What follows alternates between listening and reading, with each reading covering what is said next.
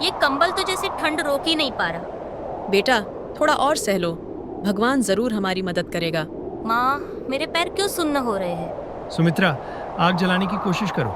बच्चों को ऐसे देखना बहुत तकलीफ देता है। सुमित्रा गीली लकड़ियों से चूल्हा जलाने की कोशिश करती है, लेकिन बार बार आग बुझ जाती है। ये लकड़ियां भी काम की नहीं रहीं। अब क्या करेंगे रामू? भगवान ही मालिक है। इस ठंड ने तो सब कुछ मुश्किल कर दिया है।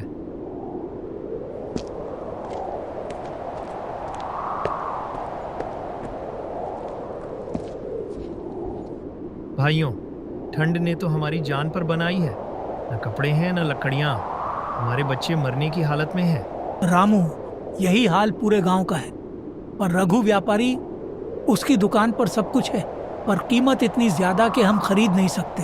ये रघु तो अपने मुनाफे के लिए हमें मरने के लिए छोड़ रहा है। अगर वह इंसानियत नहीं दिखाएगा तो हमें उसे दिखानी पड़ेगी कि एकता में ताकत होती है।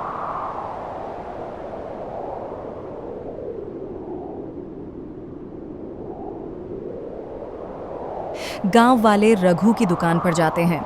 वह अपनी दुकान पर ऊनी कपड़े और लकड़ियां बेच रहा था। रघु भाई, ये ठंड हमारे बच्चों की जान ले रही है। थोड़ा रहम करो, कपड़े और लकड़ियों के दाम कम कर दो। मेरे दाम तय हैं। अगर खरीद सकते हो तो खरीदो, नहीं तो यहाँ से चले जाओ। तुम्हारे अंदर इंसानियत नहीं बची। इतने छोटे छोटे बच्चे ठंड से मर रहे हैं। मुझे अपने मुनाफे से मतलब है, तुम्हारे बच्चों से नहीं। गांव वाले निराश होकर लौट जाते हैं, लेकिन सबकी आंखों में एक अजीब सा संकल्प था। हमें अपने तरीके से ठंड से लड़ना होगा। हर घर से पुराने कपड़े, भूसा और सूखे पत्ते इकट्ठा करें।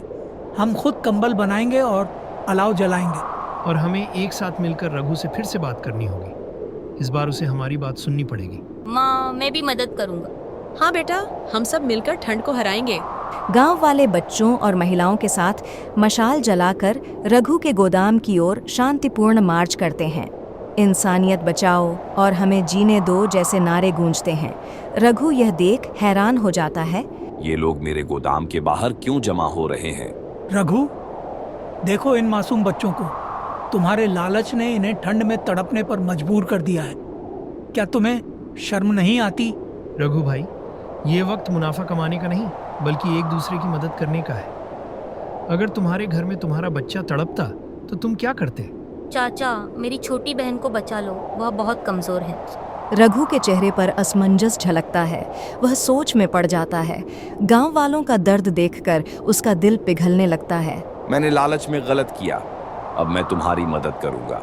रघु अपना गोदाम खोलता है और गांव वालों को लकड़ियां और कपड़े मुफ्त में बांटता है।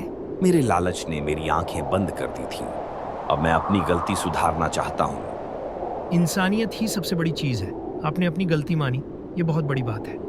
हमें याद रखना चाहिए कि मुश्किल समय में एकता ही हमारी सबसे बड़ी ताकत होती है।